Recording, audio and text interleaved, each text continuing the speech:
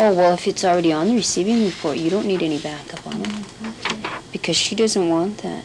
She told me. Because she said these, all of these receipts and everything should be kept in your files for backup, and then, you know, when they request it, you know, then, but you don't need to. There's a man. Don't need to send it in. Did you have some? Just come in.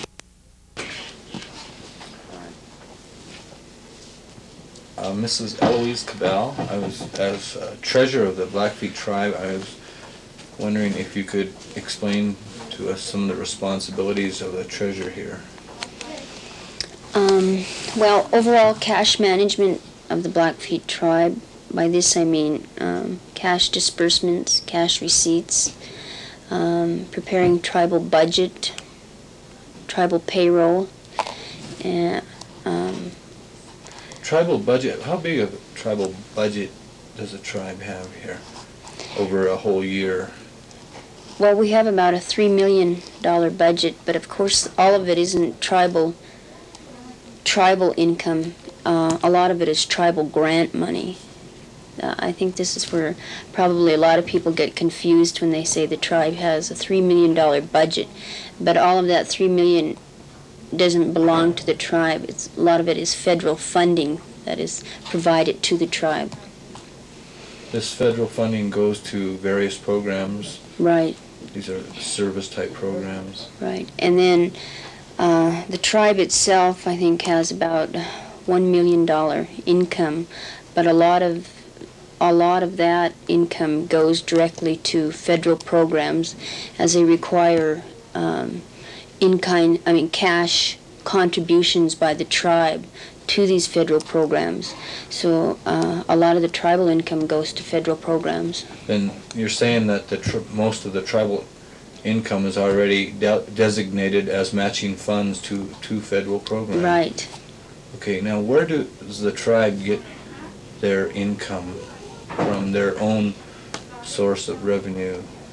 Oil and gas royalties, oil and gas leases, grazing leases, grazing farmland leases. That's the majority.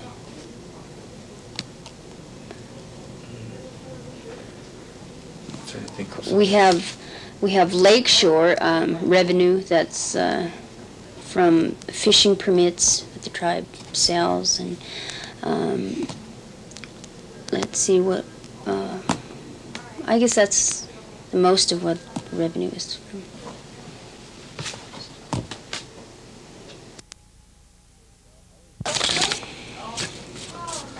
Mrs. Cabell, I was wondering if I could find out how the position of the treasury is filled for the Blackfeet Tribal Business Council.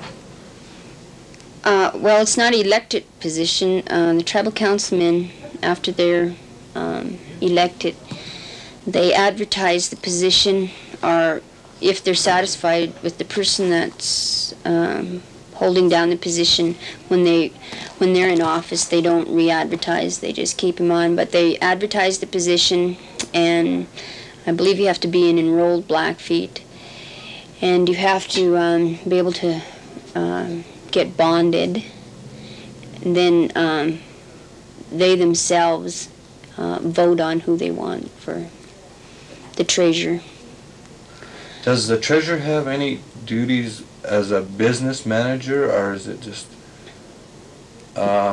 like that would be planning the budget, I imagine, would be the part of a business manager, wouldn't it? No, well, the business manager and the treasurer there's two separate functions.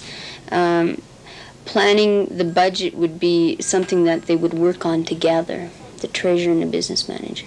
The duties, the way I see, well, not a business manager, he's going to be called a financial advisor to the tribe, and this person would be in advisory capacity to advise the tribal council on different contracts that are coming up. Like we have a Damson oil contract. He would review it and make his recommendations to the council on how this would affect the overall financial matters of the tribe.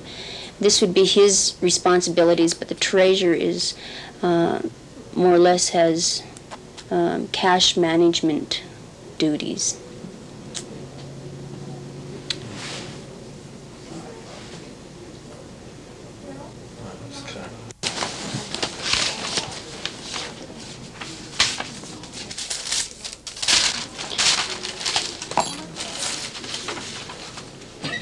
This is how you have to deal with irate people. I see. You have to write their checks right away.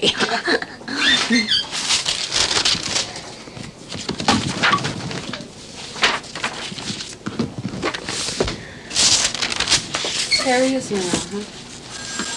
Yeah, he's here.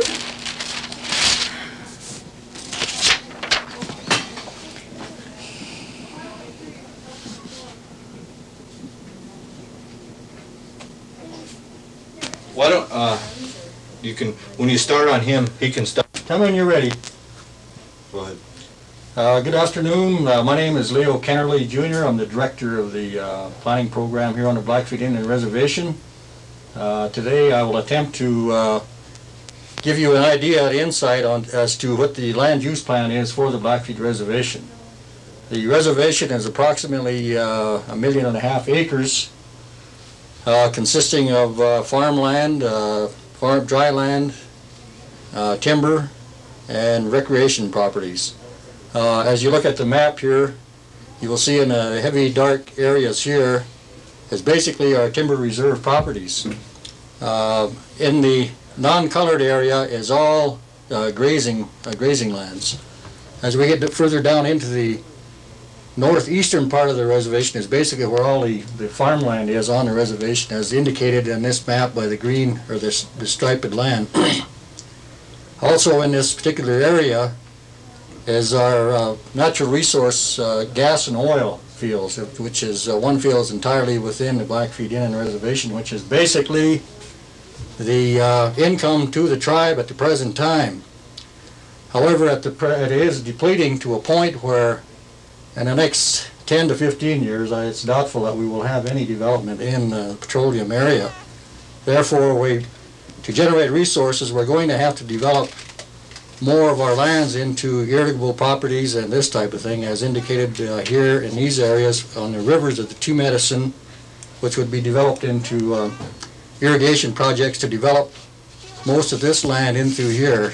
The potential there is somewhat greater than we're using now. I think we're only using about 5% of what we have available at this time. Recreation and development, I guess, is probably our number 2 resource, and at the present time we have a facility here at Duck Lake. We have a multi-million-dollar facility being constructed at the present time at St. Mary's Lake. Lower Two Medicine is another area that is being developed along the border of Glacier National Park, which is into this area here. Basically, we will leave this part of the area in its natural state. This borders the Lewis and Clark National Forest in through this area here, and it's hoped that we would leave it in a natural state. That means no large developments as we have here in Two Medicine and St. Mary's and Duck Lake. With this plan, we also get into other areas in the local areas. For example, Browning is the center of the reservation. It's the tribal headquarters. Out of this proposed plan, we've developed a plan for recreation development within the city limits itself, which I'll refer to the map on the other wall. And what we've done here is taken the town and put it into several areas of development for recreation. This is our celebration grounds at the present time. We've had a development there for some years now. Hopefully in a long-range plan, we've proposed a golf course adjacent to this area. Now, whether or not these things become a reality or not, we don't know, but we are trying to plan for the future. And we've run into several problems on it because of jurisdictional matters and this type. But we are attempting at the present time to develop these codes and ordinances to fit the specific problem, wherever it might be on the reservation. The other map on the wall over there indicates the Joe and Blackbones complex, which is a multi-million-dollar project, as I mentioned before, which is going to be completed this year, July 1. That's about all I have, Joe. Sounds pretty good. Probably didn't get that on here.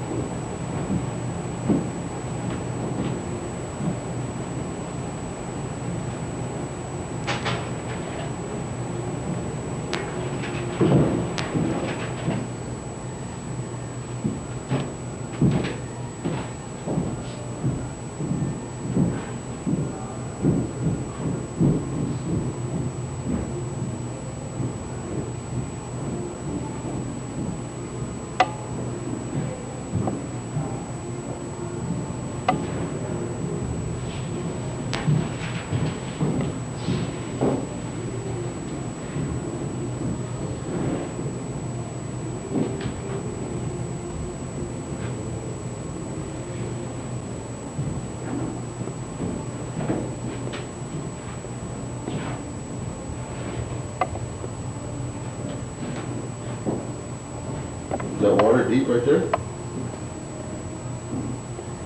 some type of wading pond.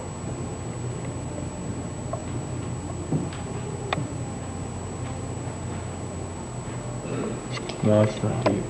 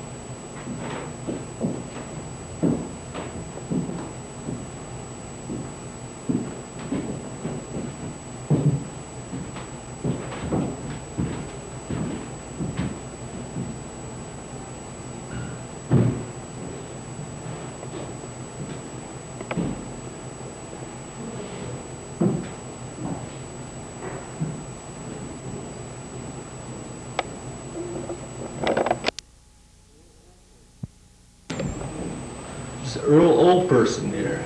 Pearly old person. Okay, I got this recording now, so if you guys. I found that down there before. This one here? Let's have to.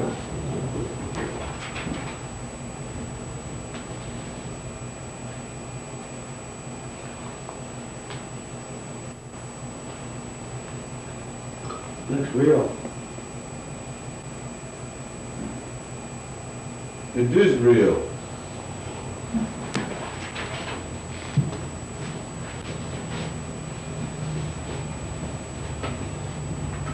Mr. Rivas.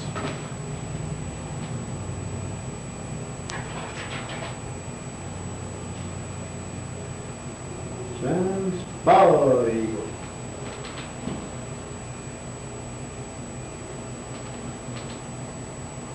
Gray horse guy, way back there. Oh, yeah.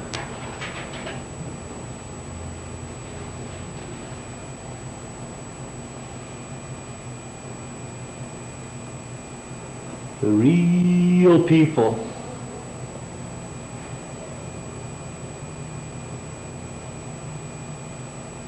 Need switches to people.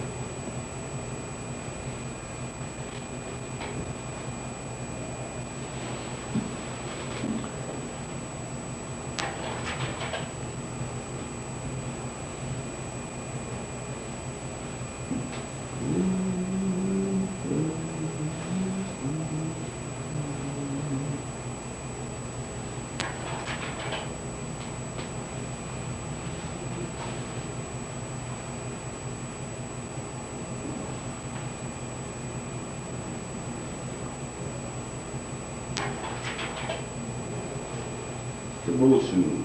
The bull shoes.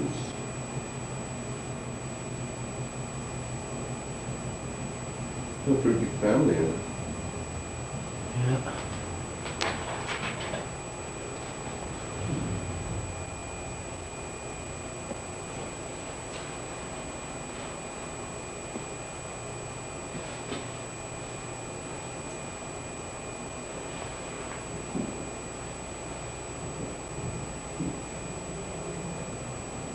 There's June, Doris, Carmen, Joan, Patty.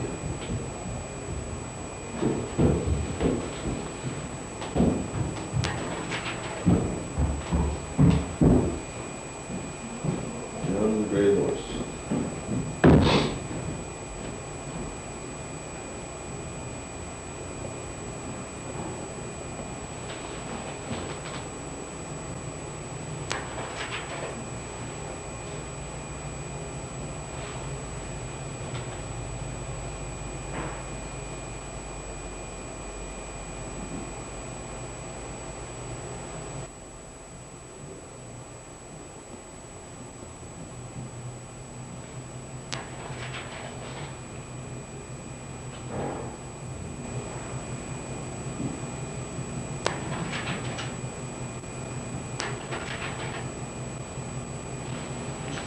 I like this picture right here.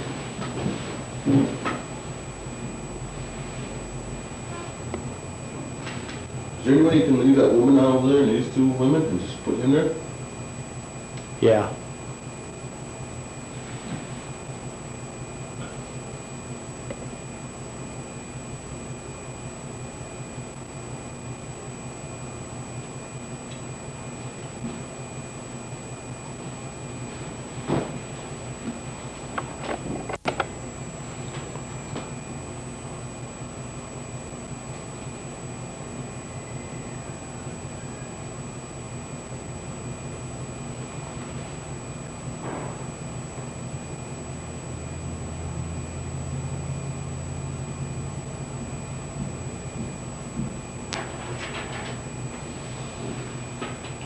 Oh, I think this one is beautiful.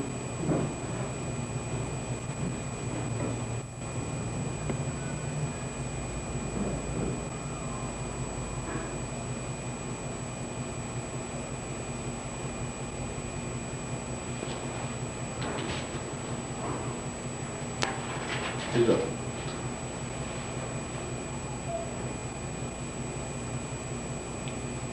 Vanishing herd.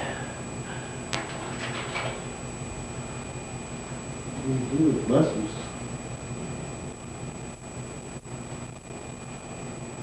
A lot of feather, Lots of colors in there, isn't it? feather work too.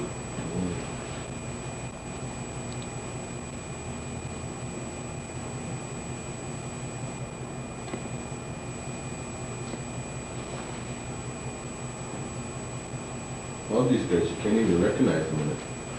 No, you sure can't, innit?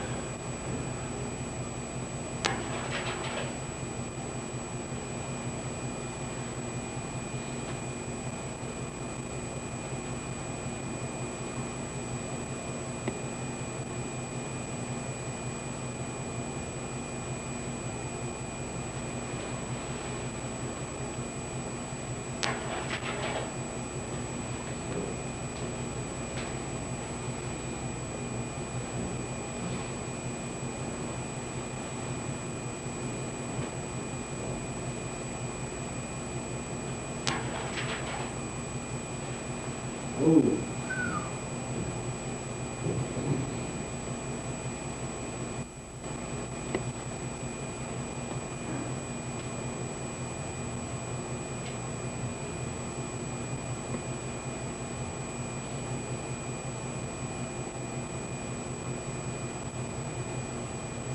Stretching out. Still not stretching out.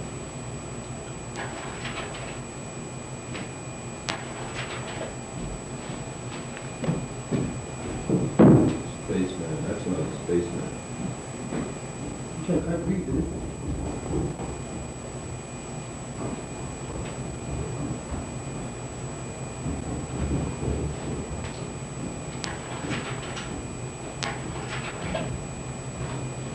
See, that's the redhead.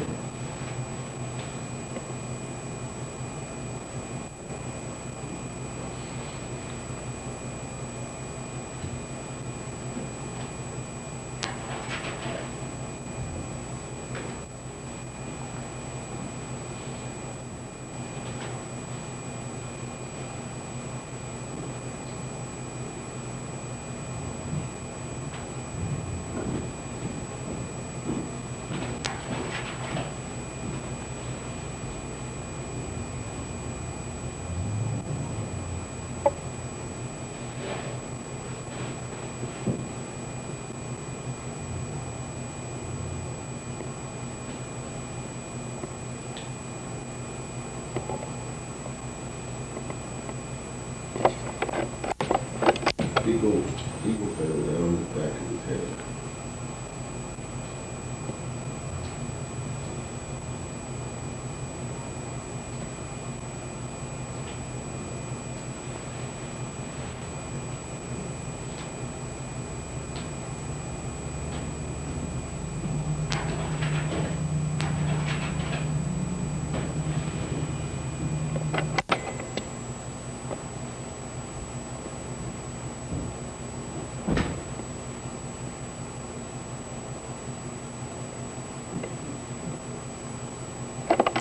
What is your sister?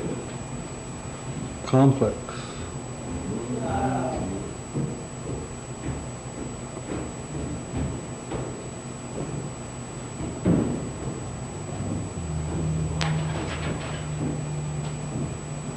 It's a nice ranch, huh? Sure is.